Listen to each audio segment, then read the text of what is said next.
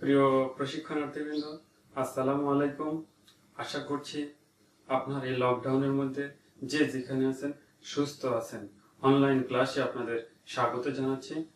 আজকে ICT in education বিষয়ে দ্বিতীয় লেকচার নিয়ে হাজির হয়েছি।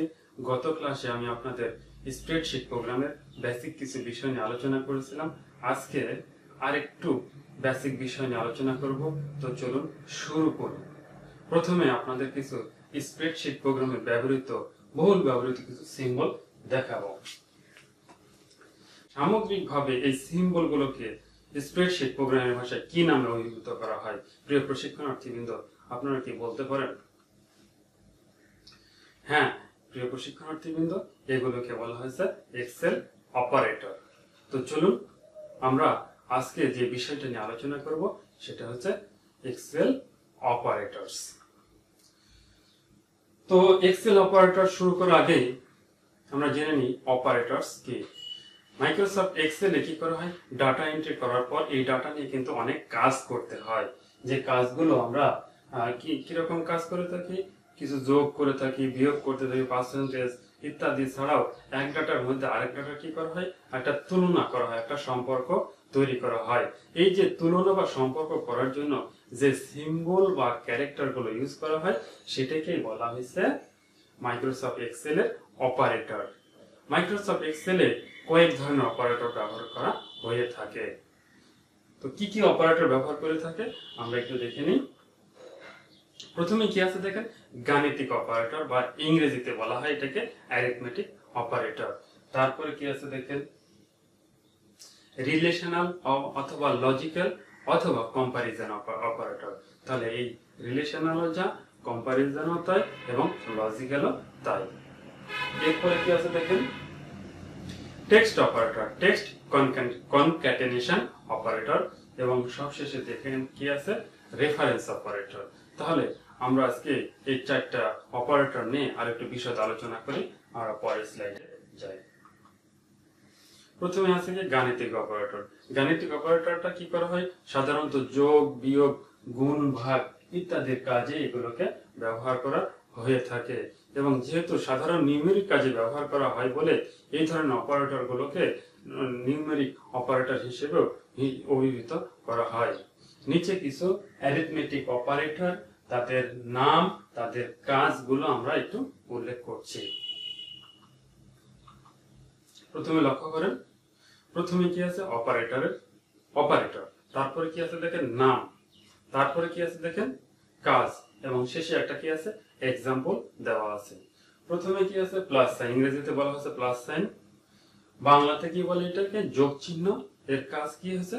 যোগ করার কাজে এটাকে ব্যবহার করা হয়।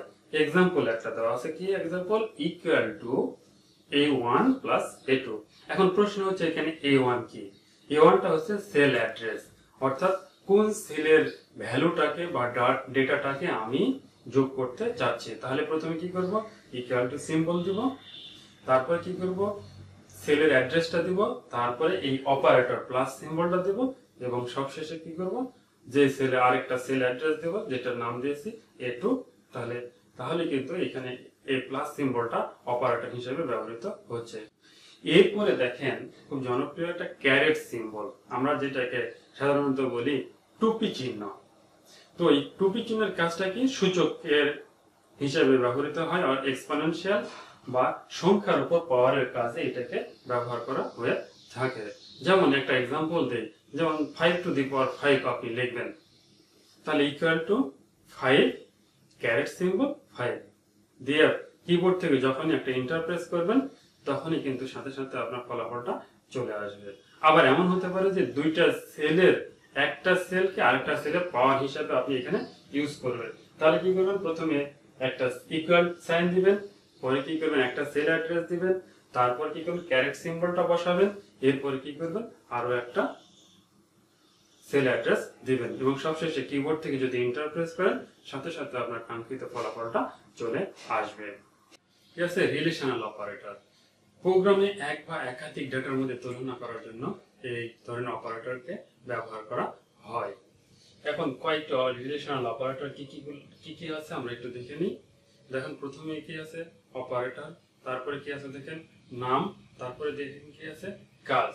রিলেশনাল অপারেটর মূলত এখানে 6টাকে হিসেবে ব্যবহার করা হয়।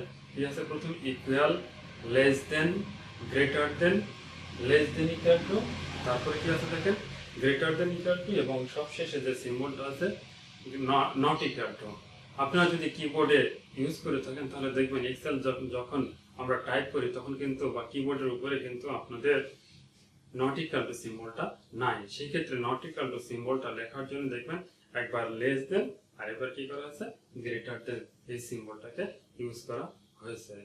এবার আমরা একটা প্র্যাকটিক্যাল এক্সাম্পল দেখে নিই। প্রথমে একটা এক্সাম্পল দেখা আছে ভ্যালু 1, ভ্যালু 2, এরপরে কি লেখা আছে অপারেটর ইউজ, তারপরে কি আছে দেখেন কম্প্যারিজন রেজাল্টস। ভ্যালু 1 এর প্রথম যে এক্সাম্পলটা দেওয়া আছে সেখানে কি আছে 2 আছে, তারপরে ভ্যালু 2 তে কি আছে 1 আছে।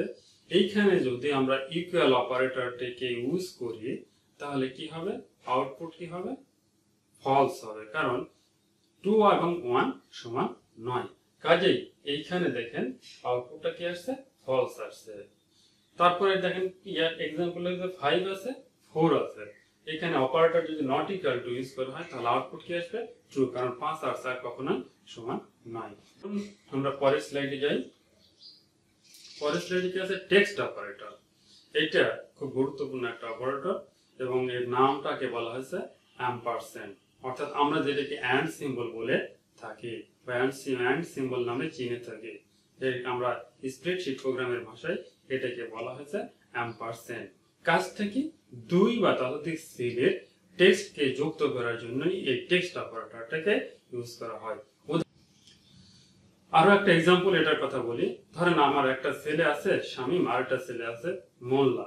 কাজেই এই দুইটা সেলকে শামীম মোল্লাকে যদি একটা সেলে নিয়ে যেতে চাই তাহলে প্রথমে কি করব ইকুয়াল সিম্বল দিব, পরেরটাতে কি করব অ্যাম্পারস্যান্ড সিম্বল দিব এবং আরেকটা কি করব মোল্লাটাকে সিলেক্ট করে দেব এবং কিবোর্ড থেকে যদি এন্টার প্রেস করি তাহলে একটা সেলে শামীম মোল্লা চলে আসবে। এবং অবশ্যই যখন আমি এই সেলটাকে সিলেক্ট করব কাজে এইখানে কিন্তু অ্যাম্পারস্যান্ড সিম্বল দেওয়ার দরকার নাই, কারণ যেহেতু আমরা জেনারেল ভাবে সেল অ্যাড্রেসকে সিলেক্ট করে যাচ্ছি। আচ্ছা এরপরে কি আছে রেফারেন্স অপারেটর। রেফারেন্স অপারেটর কিন্তু এক্সেলে ব্যাপকভাবে ব্যবহৃত হয়। প্রথমে কি আছে দেখেন কোলন। কোলনের কাজটা কিন্তু ব্যাপক। কাজটা কি, এটা 2 বা ততোধিক সেলের ডাটাকে সিলেক্ট করার জন্য। এটা 2টা সেলের ডাটাও হতে পারে অথবা 2 এর অধিক সেলের ডাটাও হতে পারে। এবং সবশেষে কি আছে পাউন্ড সিম্বল। এইটা আমরা সচরাচর মোবাইলে কি বলতে হ্যাশ বাটন, আসলে এটাকে হ্যাশ বলা হয় না, এটাকে বলা হচ্ছে পাউন্ড সিম্বল। এই বিভিন্ন কাজ রয়েছে, অর্থাৎ বিভিন্ন কনটেক্সটে বিভিন্ন রকম ভাবে ব্যবহার করা হয় বা স্প্রেডশিটে ব্যবহার করে থাকি। সেগুলো আমার স্লাইডে দেওয়া আছে। আমার ভিডিওর যে ডেসক্রিপশন আছে সেই লিংকে গেলে আমার এখানে পিডিএফ ফাইলটা আপলোড করা থাকবে, আপনারা সেখান থেকে এটা দেখে নিতে পারবেন। আজকে এই পর্যন্তই, সবাইকে ধন্যবাদ। আশা করছি পরবর্তী ক্লাসে দেখা হবে। সেই পর্যন্ত সবাই বাসায় থাকবেন, সুস্থ থাকবেন।